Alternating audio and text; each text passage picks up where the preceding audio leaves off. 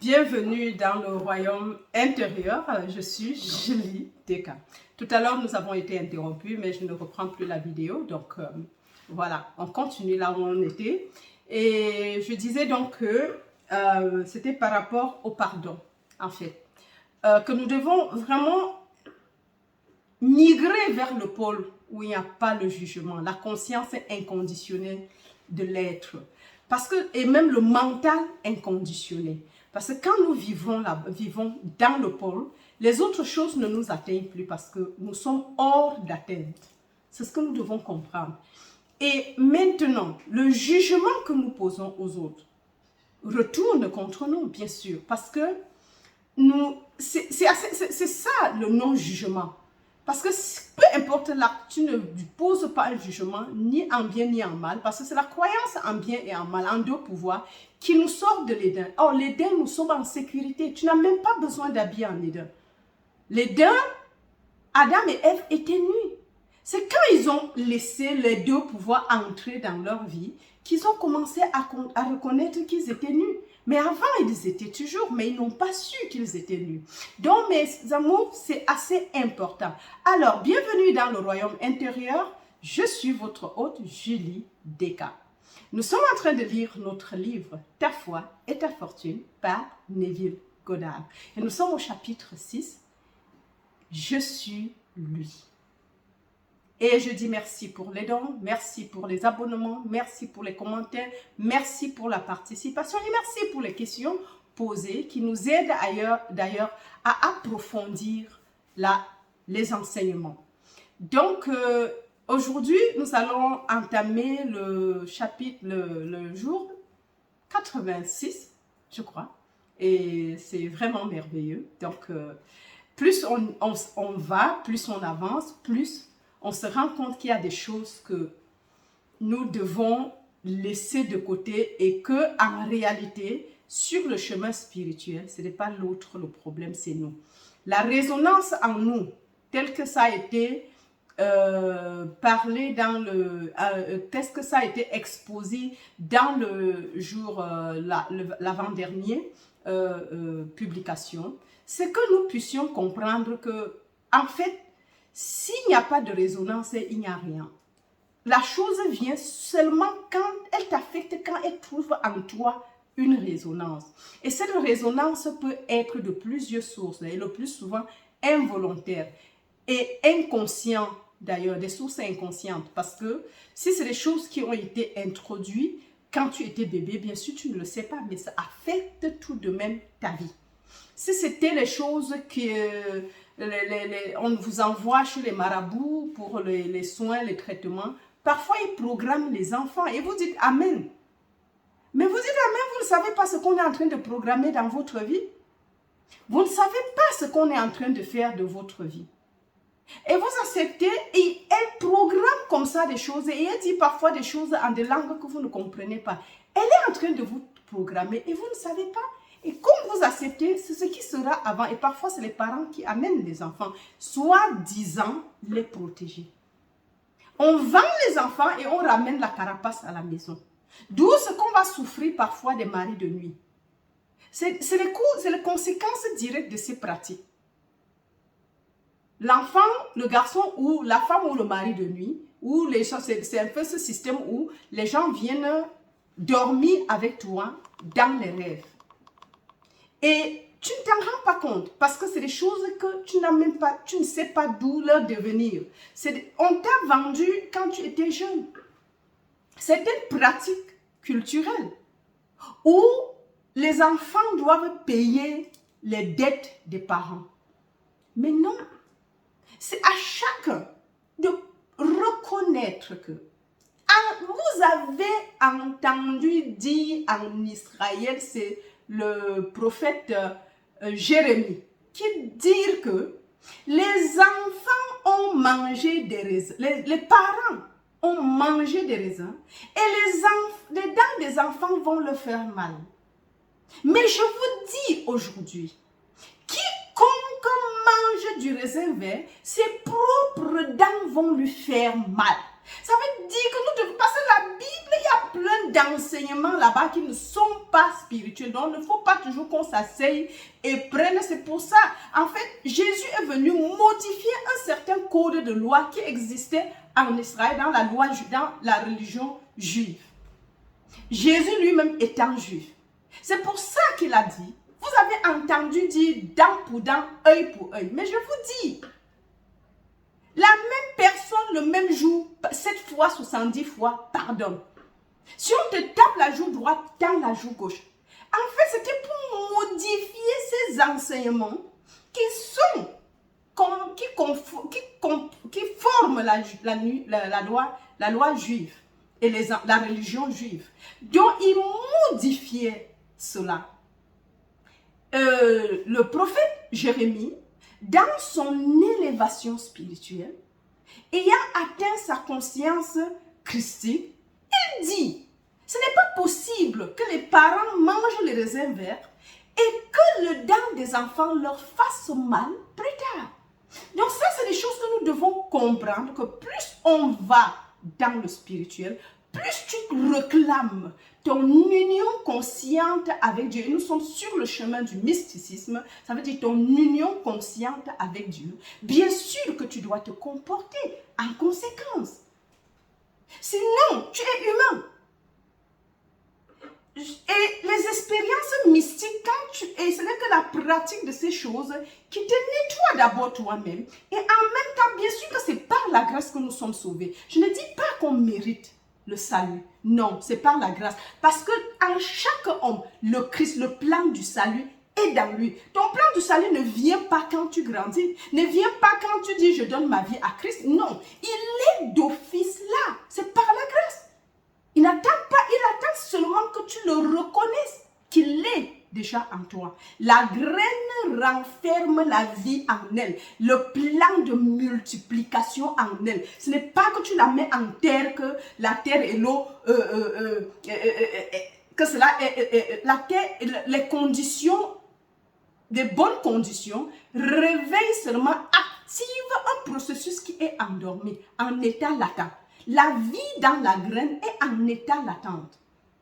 Et c'est pareil pour nous, le plan du salut. En chaque enfant né d'une femme, le plan du salut renferme déjà le plan du salut. Quand il vit, il renferme le plan du salut qui se déploie au fil du temps, quand il grandit. Le plus souvent, ce qu'on ne naît pas dans des familles croyantes.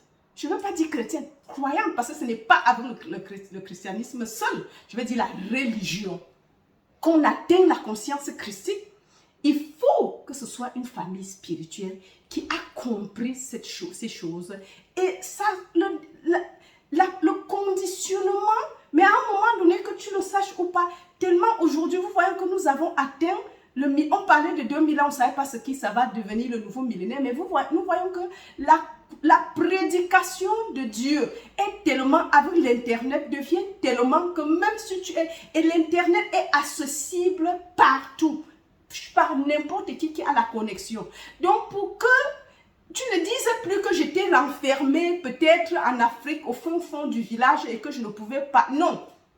On n'entend plus que c'est le prêtre qui vient te prêcher Dieu. On n'entend plus que ce n'est que ton, je ne sais pas quoi, qui vient te prêcher. Non, tu as la possibilité d'écouter l'enseignement si tu es connecté.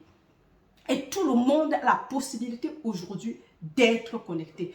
Donc, je veux juste ici rappeler cela. Que nous devons comprendre qu'en migrant vers le pôle de non-jugement, nous sommes aussi idem du non-jugement. Nous sommes exemptés du jugement, de tout autre jugement. Parce que le jugement, si on n'est pas dans le même état de conscience, il ne peut pas t'atteindre. S'il est encore dans l'état de jugement et que tu as migré dans l'état en Éden, l'état de la conscience inconditionnée, mais ces jugements ne t'atteindront jamais. D'office, tu es épargné. Si tu quittes l'état charnel, tu l'abandonnes, tu le rejettes et migres dans l'état d'esprit où tout est esprit et il n'y a pas de condamnation, il n'y a que la liberté. Et dans l'état spirituel, quand tu vis tel que Galates Galates 5 nous le dit, je crois c'est le dernier, c'est du verset 19 à 25, donc ça doit être la dernière partie, le dernier verset ou les deux derniers versets. Alors, il ne t'atteint jamais. Et on dit ces choses, la loi ne condamne pas. Donc, c'est assez important de comprendre que nous devons faire vraiment, c'est un entraînement et une pratique. C'est pour cela que Jésus disait, mettez ma parole en pratique. Ce n'est pas ceux qui disent Seigneur, Seigneur, Seigneur qui vont entrer dans le royaume, mais c'est ceux-là qui mettent ma parole en pratique. Et là, nous avons le sermon sur la montagne. Et je crois qu'après, nous prendrons de temps en temps ces règles élémentaires de la spiritualité et de nettoyage personnel pour pouvoir nous permettre d'avancer. Parce que on n'avance pas, le travail à faire est sur nous-mêmes. Ce n'est pas sur l'autre. Retire la poutre qui est dans ton œil et tu verras la paille qui est dans l'œil de ton voisin. Ça, c'est tellement important. Ça veut dire qu'en fait, le gros travail, c'est sur nous. Ce n'est pas sur le grand-parent, ni la mère, ni la tante, ni l'oncle, ni le bon voisin et le mauvais voisin. Non. Ton travail pour eux, c'est de les bénir. C'est de pardonner 7 fois, 70 fois la même personne le même jour. C'est de reconnaître l'activité de Christ en eux. C'est de les bénir. Donc, à tout moment qu'un jugement vient, tu retournes ce jugement en bien. Tu bénis la personne, tu reconnais l'activité de Christ en la personne, tu pardonnes 7 fois, 70 fois, le même jour, la même personne. Ça, c'est ce qui nous a été enseigné. Et je crois que essayons de mettre ça en pratique. Nous verrons que ça ne va pas faire un mois que notre vie va complètement être transformée. Nous serons complètement transformés. Parce que même s'ils font leurs incantations, ça ne t'arrivera jamais. Ça ne t'atteindra pas. D'office, le non-jugement te propulse, la reconnaissance d'un pouvoir te propulse en Éden où il n'y a pas de lutte, il n'y a pas de jugement, il n'y a pas de mal et de bien, il n'y a pas l'humain. L'humain n'est pas, l'humanité vient après, n'est pas dans l'Éden. C'est l'humanité et Adam et Ève chassés de la présence de Dieu. Avec la connaissance du bien et du mal, avec l'acceptation de deux pouvoirs, bien et mal. Sortons de ça, du monde, et migrons encore en Christ. Migrons dans l'esprit et nous verrons ces choses se dissoudre comme la nuée. Lorsque le soleil se lève, la nuée disparaît, se dissipe. Peu importe l'épaisseur de la nuit. Lorsque le soleil se lève et éclaire normalement, elle se dissipe avec le temps. C'est comme la neige, le soleil qui éclaire et chauffe sur une neige. Elle se dissout complètement et après tu vas chercher, il n'y aura plus de neige parce que les températures ont changé. Parce que la neige veut dire 0 degré ou après. Donc, c'est ça, mes amours. Nous avons vraiment, parce qu'il ne faut pas qu'on se condamne. Et comme je dis avec Jérémie, le prophète de Dieu, ne pensons plus et n'acceptons pas cela. Parce qu'il y a un truc, même dans la science, on commence à dire l'héritage est ceci, l'héritage de cela. Non, il n'y a pas d'héritage. Oui, quand on accepte, c'est ce qui se passe. Mais c'est comme si c'est le corps qui gérait tout. Mais si on va du point de vue spirituel, le corps est esprit. Et l'esprit se soigne. L'esprit est parfait. L'esprit est infini. L'esprit est, comment dire, on ne peut pas le diminuer et on ne peut pas l'augmenter. Et l'esprit est complet. En chaque point, l'esprit, peu importe, est infini. Parce que divise l'infini par l'infini, tu as l'infini. L'infini, c'est l'infini. Donc, c'est ça ce que nous devons comprendre et nous comporter en conséquence. Maintenant, nous allons lire. Alors, je vais reprendre le dernier paragraphe. Écoutez la révélation de ceux qui sont éclairés. Je sais et je suis persuadé par le Seigneur Jésus-Christ qu'il n'y a rien d'impur en soi. Mais pour celui qui voit quelque chose d'impur, c'est une chose impure. Romains 14, 14. Celui qui voit quelque chose comme impur sera impur pour lui. Romains 14, 14. Donc, nous devons comprendre, même dans certains trucs scientifiques et tout ce que les gens parlent, c'est tel que tu crois, en fait. Que cela se soit fait selon ta foi. C'est ce que Jésus a dit. Ici, Paul parle, mais Jésus-Christ, dans l'épître de Jean, je crois, il dit que cela te soit fait selon ta foi. Maître, fais ceci, tu penses que je peux faire? Il dit oui, que cela te soit fait selon ta foi. Donc si tu crois que je peux faire, bien sûr, ce sera fait pour toi. C'est pour ça Barthélemy dit, maître, fils de David, que ta miséricorde soit miséricordieux envers moi. Il le regarde, il dit, qu'est-ce que je puisse faire pour toi? Parce que le fait qu'il soit aveugle ne veut pas dire qu'il veut voir. Ça peut avoir qu'il veut juste quelques pièces. Mais il lui dit, je veux voir. Il lui a dit, oui, vois. Donc, c'est la même chose. Alors, et encore, heureux l'homme qui ne se condamne pas lui-même dans ce qu'il permet. Ne te condamne pas toi-même dans ce que tu permets. Regarde, accepte, mais change d'état. Si ça ne marche pas, ne te condamne pas. Continue et change. Nous sommes dans un chemin évolutif.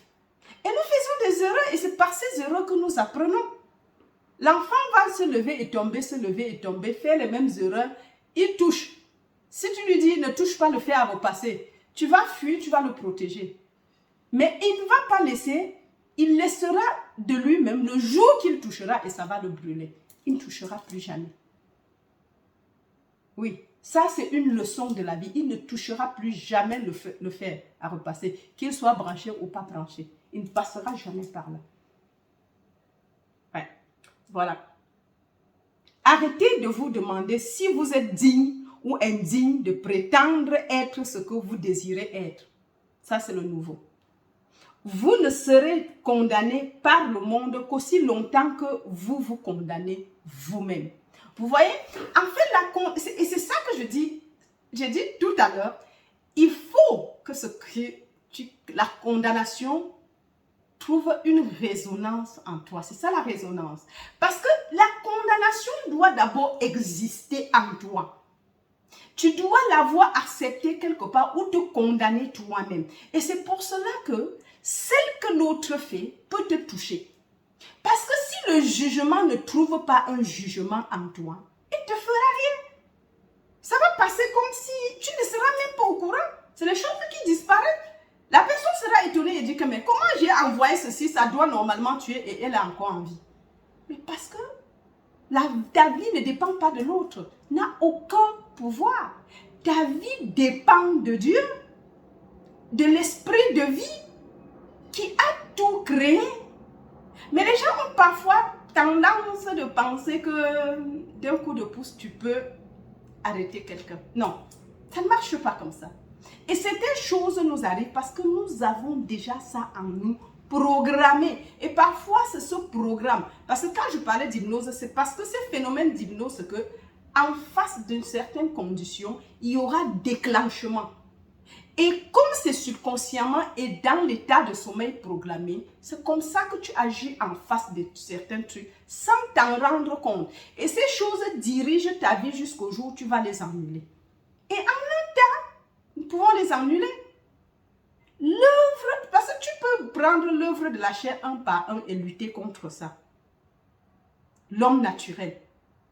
Mais en renonçant à l'œuvre de l'homme naturel, en détruisant l'homme naturel en toi, en migrant dans le pôle de l'esprit, l'homme naturel disparaît avec tous ses modes et ses codes.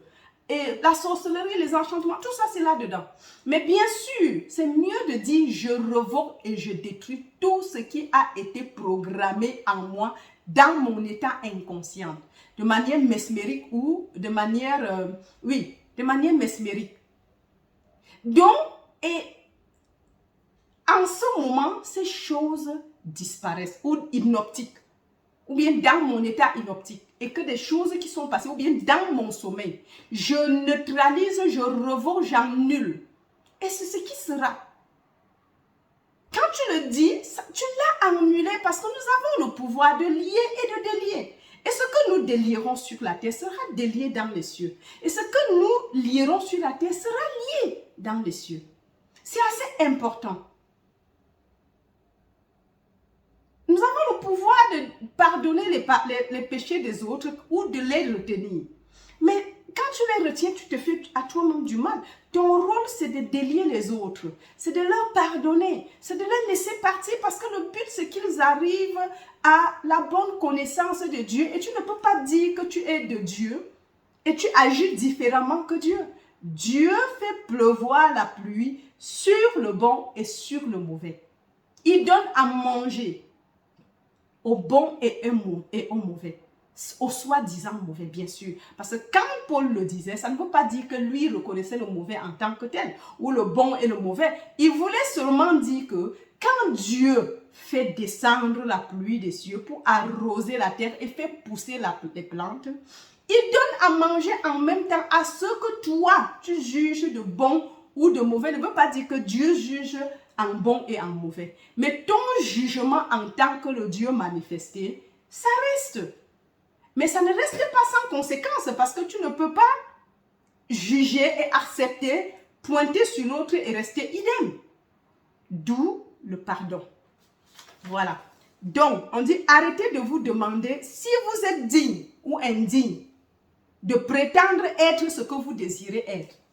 Il n'y a pas digne ou indigne. Arrêtez tout cela. Ce que tu veux, demande. Dieu ne fait exception de personne. Oui, demande, sans porter de jugement. Vous ne serez condamné par le monde qu'aussi longtemps que vous vous condamnez vous-même. Si tu ne te condamnes pas, moi je ne te condamne pas. Le monde ne te condamne pas. La femme samaritaine, non pas la samaritaine, la femme adultère qui a été attrapée en flagrant délit. On dit à Jésus pour l'éprouver. La loi de Moïse dit, parce que le judaïsme est né de Moïse. Mais quand nous croyons, nous revenons à Abraham. Avec un code de loi qu'il avait donné. D'où les 10 commandements. Donc, on lui dit, la loi dit que de telles femmes doivent être lapidées. Parce qu'il jugeait la fornication très grave.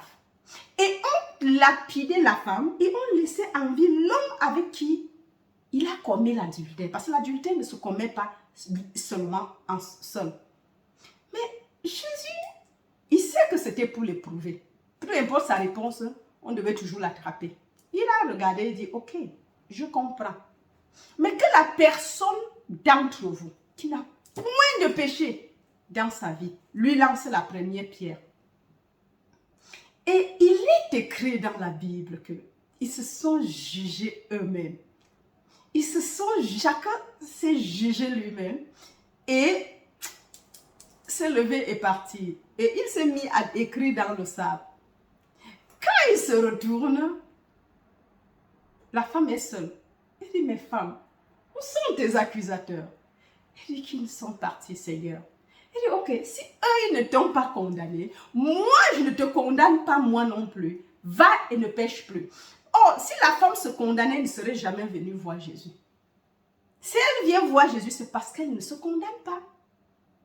Un acte qui s'est passé entre elle et quelqu'un, on veut la tuer et laisser l'autre en vie. Mais nous savons que la Bible, ce sont des allégories pour nous enseigner autre chose. Nous devons comprendre cela.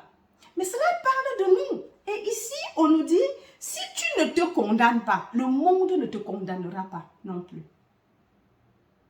Le monde te juge en fonction de comment toi tu te juges. Ça veut dire que résonance. Oui. Ce n'est pas le monde qui te condamne, c'est toi-même qui te condamne d'abord. Et le monde n'est qu'une objectivation de ce qui est à l'état subjectif en toi.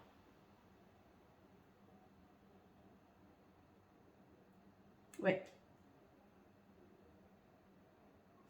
Voilà. Alors, on continue. Tu n'as pas besoin d'accomplir quoi que ce soit. Tu n'as pas besoin d'accomplir quoi que ce soit.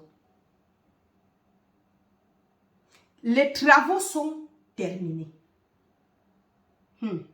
Le principe par lequel toutes choses sont faites et sans lequel il n'y a rien de fait qui soit fait est éternel.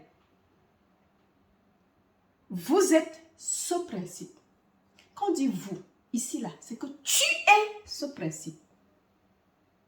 Le principe par lequel toutes choses sont faites et sans lequel il n'y a rien de fait qui soit fait est éternel et tu es ce principe. Toutes les choses sont faites. Et si tu es le principe, la première fois dit, tu n'as pas besoin d'accomplir quoi que ce soit. Vous voyez? Parce qu'en fait, tu n'accomplis rien. Tout est fait. Tout existe à l'état subjectif. Tout. Et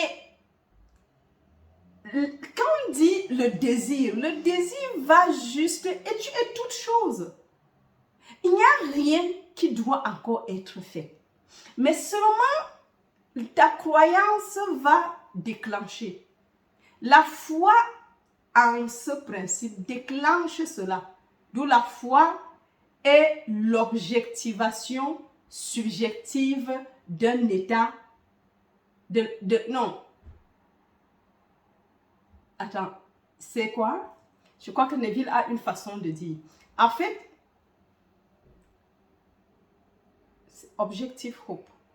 Oui, c'est une non. Attends, tel qu'il a écrit, j'ai oublié. Je préfère ne pas dire des choses en forme. Mais de toutes les façons, la foi, c'est d'avoir confiance en quelque chose qui existe à l'état subjectif et qui doit s'objectiver. Donc, c'est ça en fait. Donc, nous devons comprendre cela, que tout est fait déjà. Il n'y a rien qu'on va créer. La création est achevée. Parce que c'est un truc, c'est l'état spirituel. Parce que quand nous allons aller en profondeur dans les enseignements spirituels, par exemple de la foi infinie, nous devons comprendre qu'à un degré, nous n'avons même pas besoin d'utiliser notre mental. Parce que si on reconnaît qui on est en tant qu'esprit, l'esprit s'auto-régénère, l'esprit s'auto-satisfait, il n'y a pas de manque. Tes pensées deviennent, tes désirs deviennent les paroles, ça s'objective, en fait, deviennent des ordres. Parce qu'en fait, avant même de penser, c'est déjà... Il dit que les oiseaux ne sèment ni ne moissonnent. Mais le Père les nourrit. À plus forte raison, vous, gens de peu de foi. Ça, c'est Jésus qui dit. Parce que le public de Jésus, c'est des gens qui connaissent la loi de Moïse. Ils sont tellement ancrés dans la loi, pensant que c'est en faisant cela qu'ils seront sauvés. Or, ce n'est pas par la loi, mais c'est par la grâce. D'où même dans Galates, il dit que le code de la loi, si tu penses que, je crois que c'est Galates 4, si tu penses que c'est la loi qui va te sauver, tu dois donc effectuer, parce que c'était des rites. Par exemple, les juifs qui se laissaient circoncire pour être un bon juif. Maintenant, quand ils deviennent des croyants, ils voulaient maintenant que même les païens, donc les gens d'origine païenne, les chrétiens, ils doivent se faire circoncire pour être acceptés des juifs. Par exemple, c'est un rite dans le corps. Mais il dit que, mais si toi, juif, tu veux que le païen pour être sauvé, mais la grâce donc servira à quoi? Le salut donc aura servi à quoi? Si les lois, ces rites dans le sang ne vous ont pas aidé, dans le corps, dans la chair, pensez-vous que c'est pour ça que l'autre fait ça avant d'être accepté? Et c'est un peu ça que nous devons comprendre. Et c'est ce qui est en train d'être dit ici. Donc, nous devons comprendre que c'est par la grâce que nous sommes sauvés. Ce n'est pas comme s'il faut à tout prix réciter. Oui, pour le moment. Mais un enfant, lorsqu'il est encore jeune, il fait da da da da da da da da da da da. On est content, mais s'il est grand, il fait encore da da da da da. C'est que c'est un problème. Donc Paul dit, je crois que c'est dans les épîtres aux Corinthiens, il dit que vous devrez normalement manger la viande, la nourriture solide. Mais quand je vous entends d'après les enseignements que je vous ai donnés, mais quand je vois vos actes, vous méritez encore le biberon, je dois encore vous donner le lait. Alors quand il venait, c'était pour leur donner la nourriture solide, passer à l'étape supérieure. Donc nous devons comprendre que c'est étape par étape, étape par étape. Et que l'enseignement, si on est encore avec Jésus, s'adresse aux Juifs.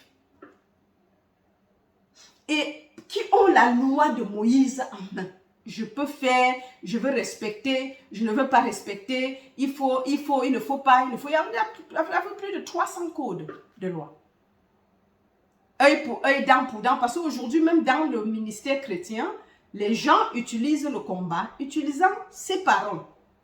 Mais c'était la loi de Galion, dent pour dent, œil pour œil.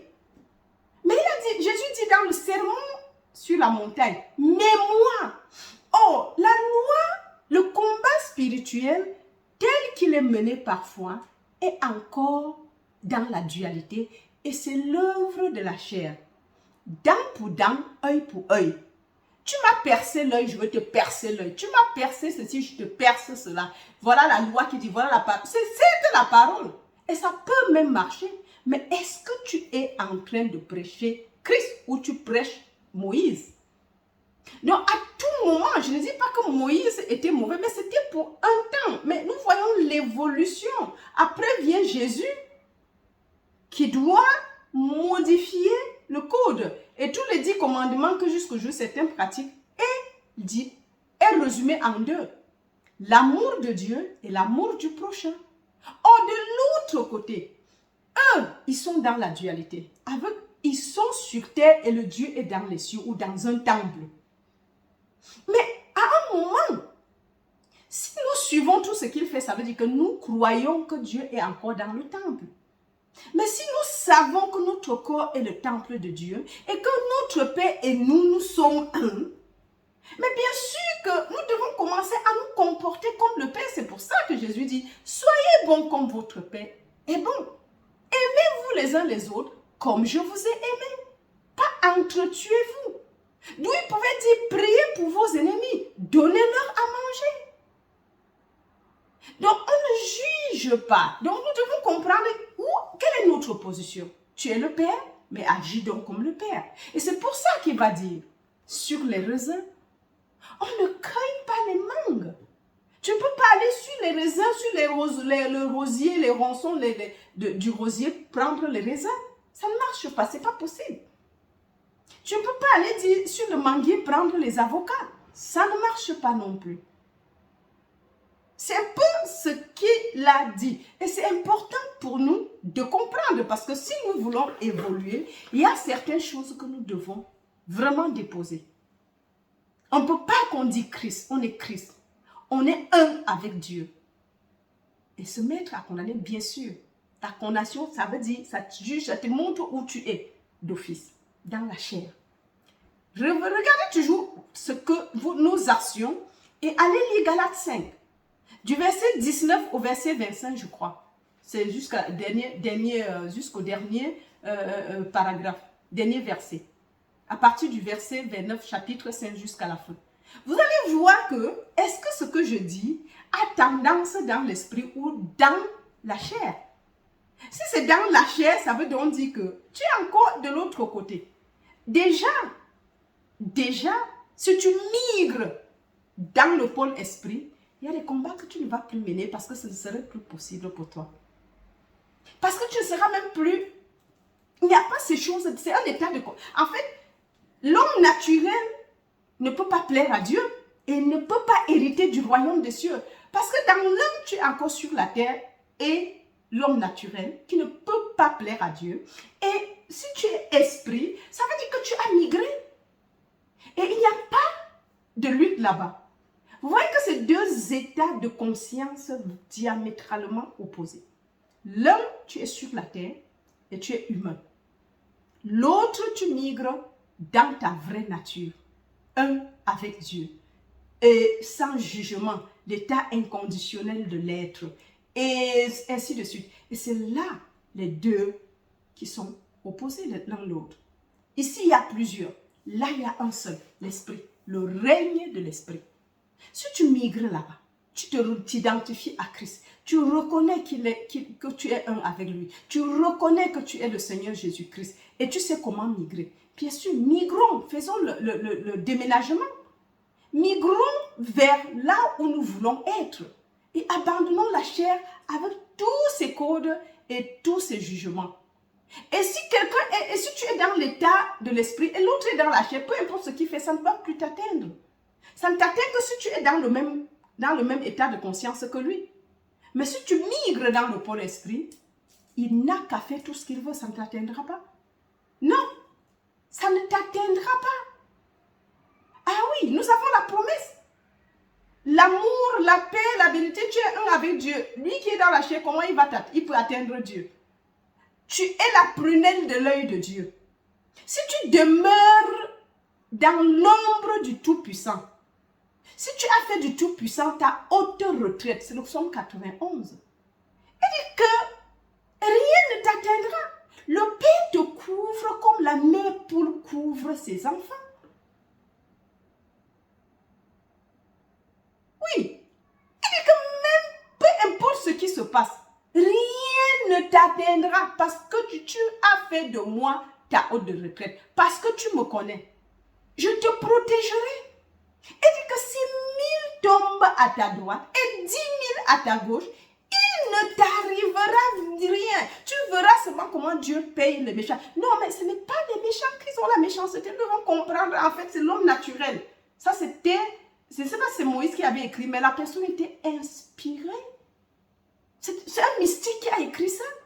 Il te dit, si tu demeures à l'ombre du Tout-Puissant, si tu es un avec le Tout-Puissant, si tu as accepté que tu es esprit, si tu as migré, mon union consciente avec Dieu, tu comprendrais que tu es uni à l'autre et tu comprendrais que tu es l'unique cause dans ton univers et tu comprendrais que les autres sont tous en toi et ils ne sont que le reflet de ce que toi tu as été. Ça veut dire que tu dois modifier là où il faut modifier la cause, pas le reflet et non ceux qui rendent témoignage de qui tu es en réalité. Migrons en Dieu. Laissons la grâce de Dieu nous gouverner. Laissons cette grâce remplir notre vie. Laissons cette grâce reconstruire ce qui a été rongé, les années que les sauterelles ont rongé. Laissons la grâce de Dieu. Elle est là pour ça. Elle n'est pas là juste pour être. Reconnaissons cela, que la grâce reconstruit ce qui a été rongé par les années volées, que les sauterelles ont volé. Sachons que même peu importe ton conditionnement dès l'enfance, ça ne veut rien dire. Ne dis pas que mais on a détruit ma carrière, on a fait ceci. Non. Dieu, quand tu es au moment opportun, il n'est jamais tard pour Dieu. C'est 1000 jours. 1000 ans sont comme une journée pour Dieu. Donc, ça veut dire qu'il n'y a pas de temps. Dieu est infini. L'infini ne se limite pas à 50 ans. C'est dans le monde qu'on limite l'âge et on vieillit. L'esprit ne diminue pas. Dieu est le même hier, aujourd'hui et éternellement. Cette loi est encore valable pour celui qui migre dans l'esprit. L'esprit ne diminue pas. L'esprit est complet en chaque point. L'esprit est l'harmonie et s'auto-guérit, s'auto-rajeunit. On ne peut pas gâter l'esprit. On te gâte et on te détruit quand tu es charnel. Mais si tu acceptes que tu es esprit et oses, suppose que tu es l'esprit et laisse voir ce qui va se passer. Acceptons ça, reclamons ça, reconnaissons ça tous les jours et nous verrons la gloire de Dieu. Crois seulement, Marthe, et tu verras la gloire de Dieu. C'est ça, et sur ce, nous allons vraiment clore ce chapitre. Bon, peut-être je vais faire les deux à la fois. J'avais dit ça la dernière fois, mais je crois que je vais faire les deux publications, bien l'un et demain l'autre, c'est égal. Alors, donc, mes amours, je vous aime très fort et Vraiment, mettons ces paroles en pratique dans notre vie. Il est temps de comprendre, mais que nous vivons par la grâce et non par le faire. Le royaume de Dieu est le royaume de l'être et non le royaume de faire. C'est pour cela, c'est juste I am. I am. C'est l'état inconditionnel de l'être. Ce n'est pas I'm doing. I am. Pour sortir de n'importe quel état, pratiquons cela tous les jours. Aimons-nous les uns les autres comme Dieu nous a aimés. Imitons notre Père. Essayons de rejeter loin de nous la loi de Galion. Peu importe si maintenant tu as appliqué encore ça, il est temps de renoncer à ça et de dire, ok, même s'il m'a tapé la joue gauche, je tends la joue droite parce que tu es esprit et rien ne peut t'arriver. Reconnais seulement et pardonne. La loi du pardon, sachant que nous vivons par la grâce. Allez, bye bye.